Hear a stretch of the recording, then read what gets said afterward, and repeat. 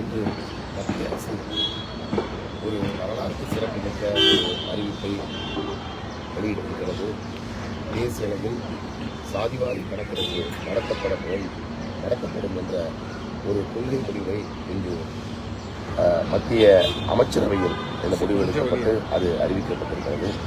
இதை முழுமையாக பாட்டாளி மக்கள் கட்சி வரவேற்கிறது. ஏனென்றால் பாட்டாளி மக்கள் கட்சி தொடங்கப்பட்ட காலத்திலிருந்து சாதிவாரி கணக்கெடுப்பு நடத்தப்பட வேண்டும் என்று தொடர்ந்து நாங்கள் வலியுறுத்தி கொண்டிருக்கிறோம். எங்கள் கட்சியுடைய நிறுவனர் மரியாதைக்குரிய மருத்துவர் ஐயா அவர்கள் இந்த நாட்டினுடைய பிரதமராக இருந்த பல்வேறு பிரதமர்களை சந்தித்து நடத்துவார்.